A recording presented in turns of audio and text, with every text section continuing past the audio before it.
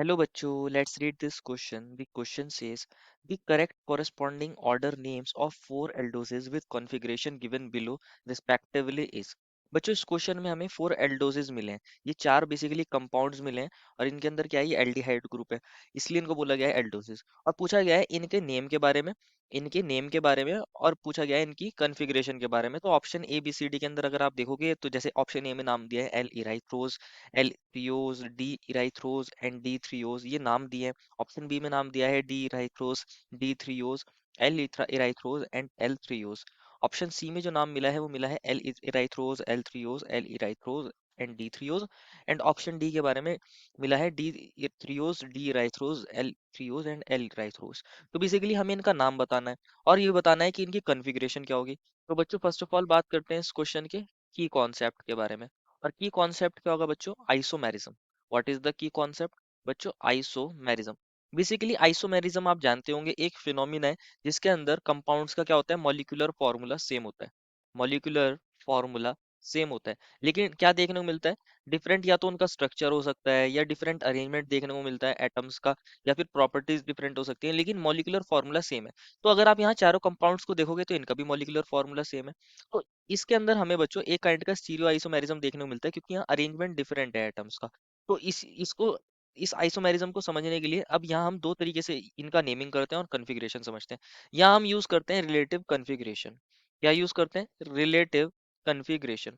Basically अगर कोई compound Fisher projection में अगर प्रेजेंट होता है तो उसकी हम रिलेटिव कॉन्फ़िगरेशन बताते हैं इन टर्म्स ऑफ डी या फिर एल। डी एल यूज किया जाता है रिलेटिव कॉन्फ़िगरेशन यूज करने के लिए।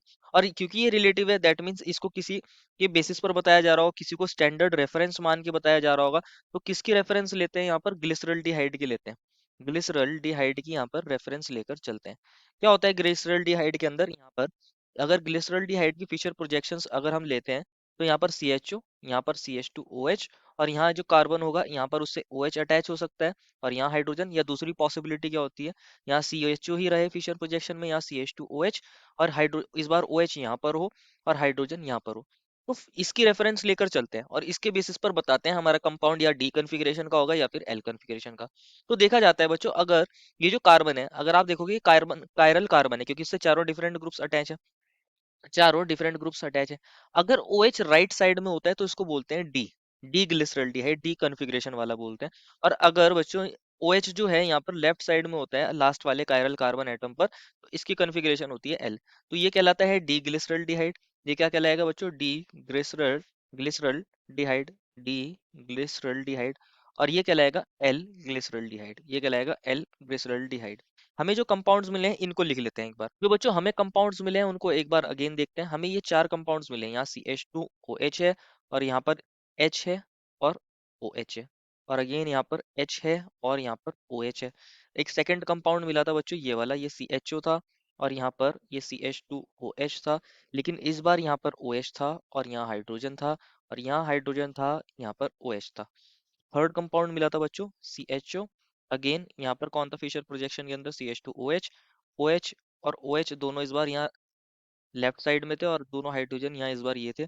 और अगर लास्ट कंपाउंड देखोगे तो इसके अंदर ये मिला था बच्चों हमें CH2OH, और इस बार हाइड्रोजन यहाँ था, OH यहाँ पर था और ये OH यहाँ पर था, हाइड्रोजन यहाँ था। तो अगर आप सबका मॉलिक्यूलर फार्मूला चेक करोगे तो सबका मॉलिक्यूलर फार्मूला तो सेम है, बस तो यहाँ आइसोमेरिज्म देखने को मिलता है एक काइंड का। तो बस हमें यही चेक करना है, क्या ये सब ग्लिसरल्डिहाइड की फॉर्म में अरेंज है? ग्लिसरल्डिहाइड के अंदर जो एल्डिहाइड ग्रुप है वो ऊपर होता है और अल्कोहलिक ग्रुप यहाँ पे नीचे होता है, तो सभी हम इसी फॉर्म में अरेंज है। ठीक है बच्चों, ये तो काम हमारा आसान हो गया। अब हमें बस लास्ट वाला कायरल कार्बन चेक करना है। एक तो ये कायरल कार्बन है, एक ये वाला। लास्ट वाले कायरल कार्बन पर OH कहाँ पर है? राइट साइड में है, तो इसको बोलेंगे डी। अब क्या चेक करना है? एक कायरल कार्बन ये, एक ये। लास्ट वाले कायरल कार्बन पर OH कहाँ पर है? राइट में, तो इसको बोलेंगे डी। लास्ट वाले कायरल कार्बन पर OH कहाँ पर है बच्चों? लेफ्ट में है, तो इसको बोलेंगे एल। और लास्ट वाले कायरल कार्बन पर OH कहाँ पर है? इसको बोलेंगे एल, क्योंकि लेफ्ट में है। राइट में होता है तो डी बोलते हैं और लेफ्ट में होता है तो एल बोलते हैं। तो इस तरीके से हम बता सकते हैं। अब हमने डी और एल के बारे में तो बता दिया, अब थ्री और इराइथ्रो बताना पड़ेगा। अब थ्री और इराइथ्रो बेसिकली क्या होता है? थ्री और इराइथ्रो एक काइंड के आइसोमेरिज्म को बताने के लिए ही यूज किया जाता है फिशर प्रोजेक्शन के अंदर। क्या बताता है ये?